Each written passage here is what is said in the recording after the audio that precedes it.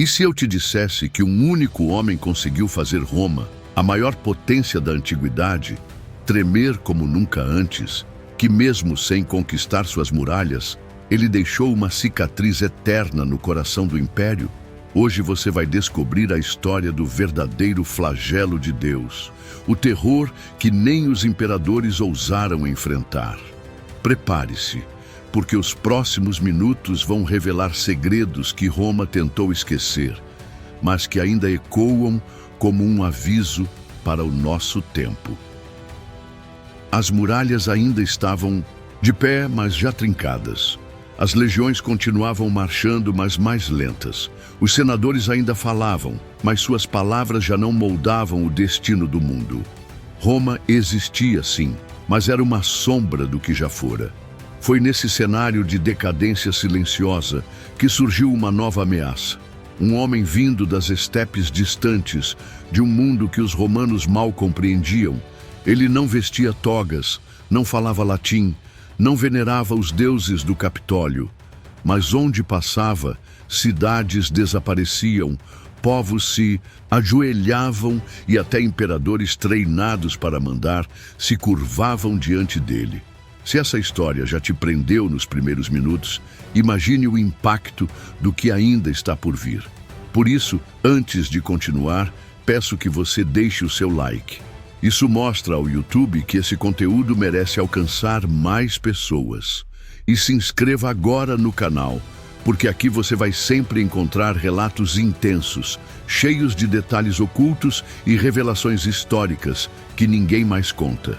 Não apenas assista, faça parte dessa jornada para descobrir os segredos que Roma tentou apagar. O próximo fato pode mudar completamente a forma como você enxerga o passado. Os próprios romanos não ousaram chamá-lo apenas de bárbaro. Deram-lhe um título mais sombrio, que atravessou séculos, o azote de Deus. Hoje você vai entender por que Atila foi o último grande terror de Roma e por que, mesmo depois de sua morte, sua sombra continuou pairando sobre o império. Muito antes de seu nome se tornar sinônimo de medo, os ventos do leste já traziam rumores dos hunos como sussurros de desgraça. Para os romanos, eles eram criaturas de pesadelo. O historiador Amiano Marcelino descreveu-os como homens que mal pareciam humanos. Viviam sobre cavalos, comiam carne crua e sequer usavam fogo para cozinhar. Não construíam casas, não seguiam leis e, segundo as crônicas, chegavam a dormir sobre a própria cela. Aos olhos romanos, eram a antítese da civilização. Mas por trás do mito e do medo, havia um povo real, forjado pelas condições brutais das estepes da Eurásia. Nômades resistentes moldados pelo vento, pelo frio e pela guerra, cuja existência seria suficiente para abalar os alicerces do império. A origem dos hunos permanece envolta em mistério, mas pistas arqueológicas e linguísticas os conectam às regiões entre os Montes Urais e o Mar Cáspio. Alguns estudiosos associam sua migração ao colapso do Império Xiongnu, um poderoso grupo nômade derrotado pela dinastia Han da China no século Zhou. Quando foram empurrados para o oeste, criaram um efeito dominó devastador. Tribos inteiras se deslocaram e, em cascata, acabaram pressionando diretamente as fronteiras romanas. Ao contrário de Roma, que vivia de cidades, estradas e agricultura, os hunos não cultivavam a terra nem construíam muralhas. Eram pastores nômades que guiavam seus rebanhos por vastas planícies. Para eles, o cavalo era mais que transporte. Era uma extensão do corpo, da alma e da guerra. Crianças aprendiam a montar antes mesmo de caminhar. O arqueiro huno podia disparar flechas mortais em pleno galope, com precisão que deixava os romanos em choque. O arco, composto de madeira, osso e tendões, tinha um alcance muito superior às armas da cavalaria romana. Essa fusão de velocidade e letalidade fez deles um inimigo quase imbatível. A arqueologia revelou ainda mais sobre quem eram os hunos. Em escavações na Panônia, atual Hungria, foram encontradas tumbas com espadas curtas, pontas de flechas, cintos com fivelas ricamente decoradas e, o mais intrigante, crânios deformados. Essa deformação craniana era feita desde a infância, apertando a cabeça com faixas para moldar seu formato. Para os romanos, aquilo era sinal de monstruosidade. Para os hunos, era marca de nobreza, distinção e poder. Mas não era apenas nos túmulos que sua presença deixava marcas. Em regiões da Dácia, Panônia e Germânia, os arqueólogos encontraram aldeias abandonadas às pressas, camadas de destruição repentina, moedas escondidas em frestas de paredes. Eram sinais claros de pânico. A chegada dos hunos virava o mundo de cabeça para baixo. Povos inteiros fugiam em direção ao interior do império, desencadeando o caos que ficou conhecido como a Era das Migrações. Foi assim que os godos atravessaram as fronteiras romanas. E foi assim que o próprio império começou a se fragmentar por dentro. Mas os hunos não seriam apenas uma sombra ameaçadora. Logo encontrariam um líder capaz de transformar o medo em império. Átila não nasceu rei, nem profeta. Veio ao mundo como qualquer outro filho das estepes, em uma tenda arrastada pelo vento, cercado por cavalos, ferro e silêncio. Mas desde jovem, algo nele se destacava. Uma ambição silenciosa, fria e calculista. Seu caminho para o poder começou oficialmente por volta do ano 434, quando, ao lado de seu irmão Bleda, assumiu o comando após a morte do tio Rugila. Para Roma, acostumada a lidar com chefes bárbaros, impulsivos e divididos, os dois irmãos pareciam uma ameaça controlável. Mas, em pouco tempo, essa impressão se mostraria fatalmente equivocada. Durante o período em que governaram juntos, Átila e Bleda alternaram ataques devastadores com negociações diplomáticas. Embaixadas iam e vinham entre a corte runa e Constantinopla, sempre em clima de tensão. Era como se os próprios hunos esperassem apenas a hora certa de mostrar sua verdadeira força. O momento decisivo chegou em 445. Bleda morreu de forma repentina, e as fontes históricas são vagas sobre os detalhes. O cronista Prisco de Pânio sugere que não foi um acidente. Muitos acreditam que o próprio Átila eliminou o irmão para abrir caminho ao poder absoluto. Se foi assassinato, ninguém ousou contestá-lo. Com Bleda fora do caminho, Átila transformou um conjunto disperso de tribos em uma verdadeira máquina política e militar. Pela primeira vez, os hunos deixavam de ser apenas uma nuvem de guerreiros errantes para se tornarem um império em movimento. Submeteu povos germânicos inteiros, gépidos, ostrogodos, érulos, e os organizou sob um sistema de lealdade pessoal, sustentado pelo terror e pela disciplina.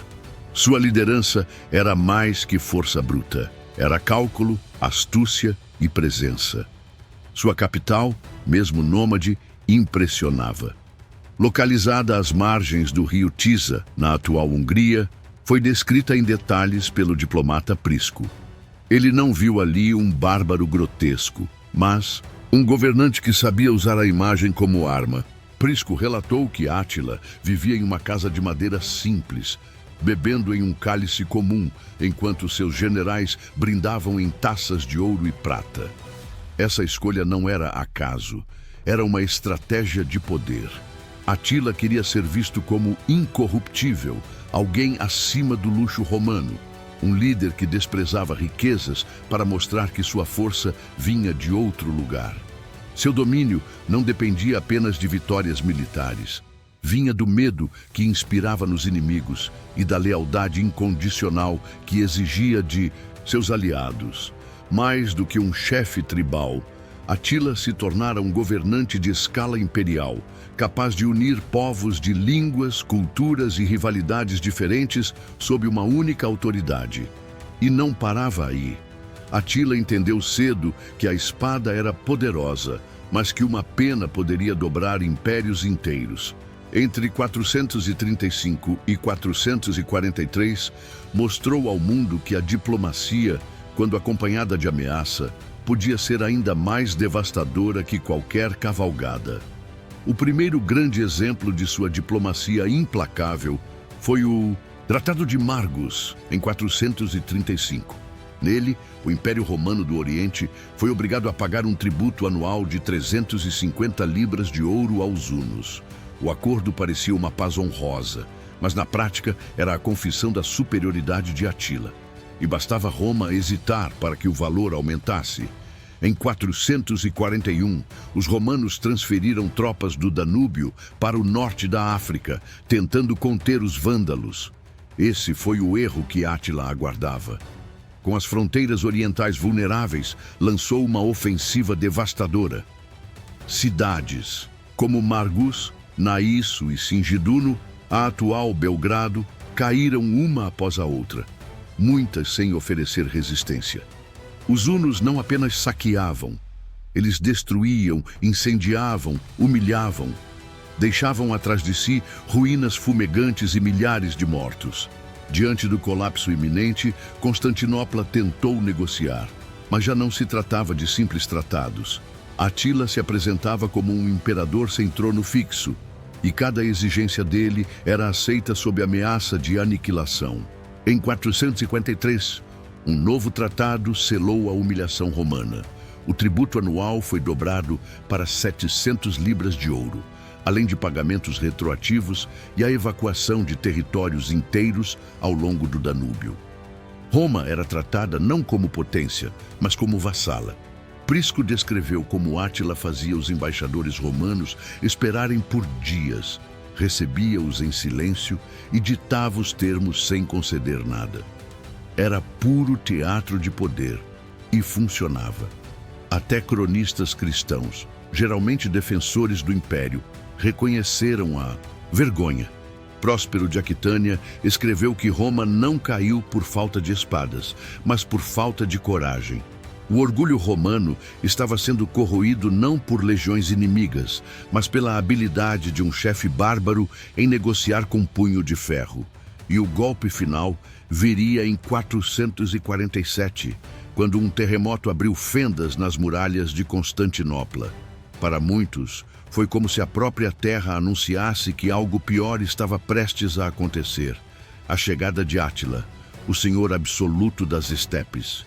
Com as muralhas de Constantinopla rachadas e o império em crise, Átila avançou como uma tempestade.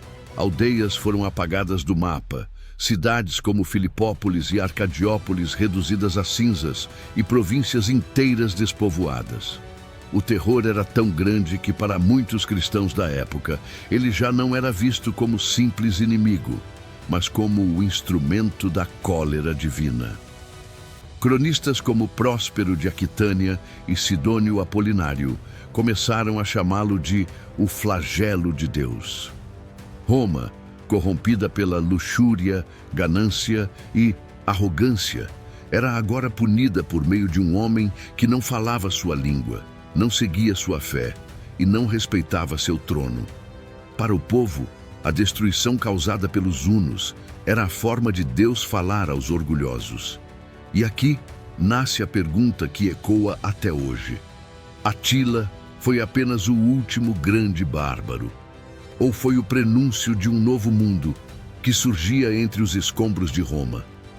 Uma coisa é certa: seu nome atravessou séculos, não apenas como inimigo, mas como um espelho incômodo do que o império havia se tornado.